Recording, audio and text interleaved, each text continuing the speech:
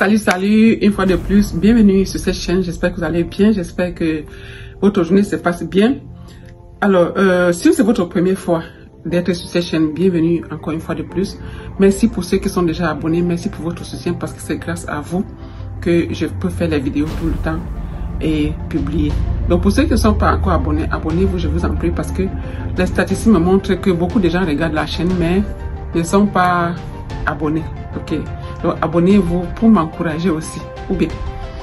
Donc sur cette chaîne, on parle business, on parle marketing digital, on parle création de business aux États-Unis, on parle de comment améliorer votre crédit score si vous vivez aux États-Unis, afin de pouvoir tirer profit du système, afin de pouvoir maximiser vos chances quand il s'agit d'apply, ou bien vous voulez acheter une maison, une voiture ou quoi que ce soit, une carte de crédit, afin que vous puissiez profiter du système. Ok, donc je suis Gisèle Fedjo, je suis entrepreneur et restez jusqu'à la fin. Aujourd'hui, on va parler de comment améliorer votre profil de crédit score pour que enfin les lenders, quand ils viennent sur votre crédit, que tout soit nickel. Parce qu'il faut dire que plusieurs fois, quand on vous refuse des choses, c'est parce que votre crédit n'est pas, parce que votre profil n'est pas propre.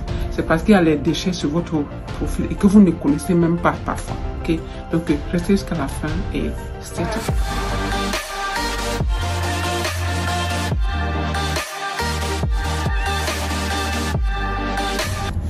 Ok, comme je l'ai dit tantôt, votre profil dans les crédits score, dans les crédits bureaux doit être propre.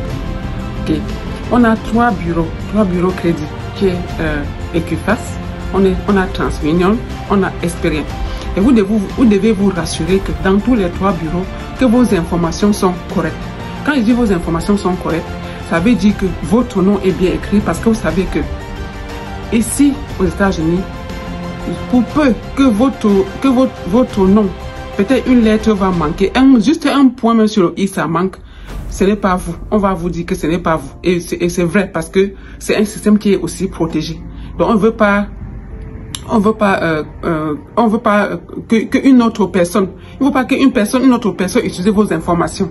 Ok, on ne veut pas la fraude en fait, c'est pour barrer la fraude. Donc à chaque fois, quand vous écrivez même votre nom et que vous bouleversez même un peu, c'est-à-dire que peut-être vous mettez le last name à la place du first name, ça va faire comme c'est une autre personne. Donc, et pour cela, il faut vérifier à chaque fois si votre nom est bien écrit dans le système.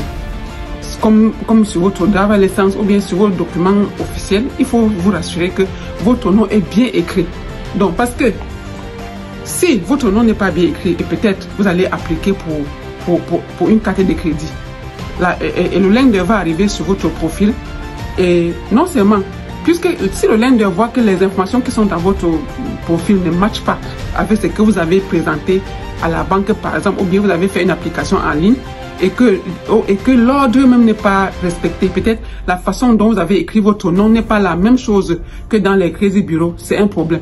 Donc on va dire, on va décliner, il va pas te donner, peut-être c'était une carte de crédit, il va pas te donner la carte de crédit, mais ton crédit va subir un coup. Parce qu'à chaque fois, quand les lenders vont venir regarder pour ton crédit, comme on dit ici, ça va baisser, ton crédit va baisser.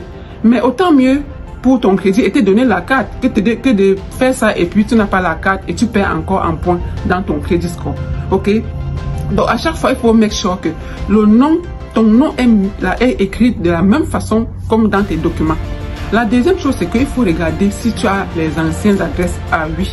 Parce que parfois, comme nous sommes ignorants, on ne connaît même pas que quand on quitte d'un endroit à un autre, on doit changer on doit changer notre adresse dans le système. Parfois, on appelle pour dire qu'on change. Mais ce qui est là, c'est que les trois bureaux ne reportent pas la même chose. Vous pouvez avoir, c'est même toujours presque comme ça, parce que vous allez peut-être avoir votre information à TransUnion. C'est pas la même chose que Equifax, ou bien c'est pas la même chose que dans Experience. Votre nom peut-être va être bien écrit. Peut-être, puisque les banques, quand vous appliquez pour les choses, ça peut être pour n'importe quoi que vous appliquez. Les gens ces lenders-là ne partent pas toujours sur un même bureau. Donc, vous pouvez appeler dans une banque. Cette banque-là va aller pour TransUnion. Vous partez dans une autre banque. L'autre banque va aller chez Experian. Donc, c'est un peu comme ça. Donc, du coup, vous n'avez pas les mêmes informations identiques dans les 3 bureaux. Et donc, c'est ça qui fait que parfois, vous allez appliquer pour quelque chose et on va vous refuser pour cette chose. Non, pas parce que vous avez un mauvais crédit, mais juste parce que votre adresse ne correspond pas.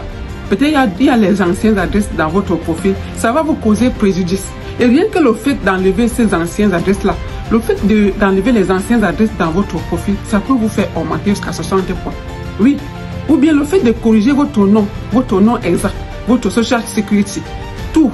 Que vous mettez toutes les informations au top dans votre profil, ça peut vous donner beaucoup de points. Ça peut vous augmenter beaucoup de points. Et c'est les choses que beaucoup de gens ne connaissent pas. Beaucoup de gens ne savent pas qu'ils peuvent même faire ça. Vous pouvez appeler ou bien vous pouvez les écrire. Et puis, ils vont vous demander d'envoyer vos informations, votre driver license, votre sécurité social number et quoi encore, une proof de l'adresse que vous vivez là où vous êtes. Peut-être une facture de lumière, une facture, quelque chose comme ça, pour prouver que effectivement c'est là où vous habitez. Ok? Et quand vous faites les 2 choses-là, ça veut dire que les gens vont, quand les gens vont aller sur votre profil, quand vous allez appeler pour les choses, ça va, quand on va, c'est vrai que c'est pas les seuls critères qu'on va regarder, mais déjà, ce n'est pas, si on vous refuse quelque chose, juste parce que votre adresse n'est pas update ou bien votre nom, c'est vraiment une perte. Pourquoi? Parce que à chaque fois qu'on va pour votre crédit, votre crédit va baisser. Ok, donc c'est mieux que votre crédit baisse, mais que vous ayez au moins obtenu ce que pourquoi on a pour votre crédit.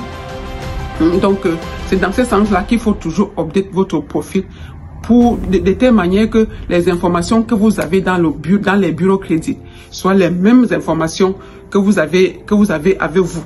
Ok, et pour cela vous allez bénéficier, votre crédit va augmenter encore également. Quand vous avez rectifié tout ça, vous allez voir comment il y a votre crédit va augmenter. Pourquoi? Parce que en même temps, ce que beaucoup de gens ne savent pas aussi, ne savent pas que nous sommes protégés. Il y a les agents qui nous protègent, les agents gouvernementaux qui nous protègent, nous les utilisateurs de cartes de crédit. Mais comme on ne connaît pas, on ne peut pas revendiquer. Et pourtant, on doit revendiquer toute chose qui est sur notre profil, qui ne concorde pas ou bien que nous ne connaissons pas. On doit revendiquer pour que ce soit enlevé. Plus vous allez enlever les déchets sur votre profil, plus votre crédit va augmenter. Ok, donc restez connectés sur la chaîne et on en parlera. On va entrer en détail progressivement dans toutes ces choses-là. Et puis, si vous avez aussi des questions, posez en bas de cette vidéo et je prendrai le temps de venir vous répondre. Donc, sur ce, je ne vais pas laisser la vidéo trop longue. Certainement, il y a encore d'autres choses qui impactent qui font à ce que quand vous appliquez les choses, on ne vous donne pas. On en reparlera. On va en reparler pour d'autres cas. Et donc, pour aujourd'hui, on va s'arrêter là et on se dit à très bientôt dans une nouvelle vidéo. Merci et bye bye.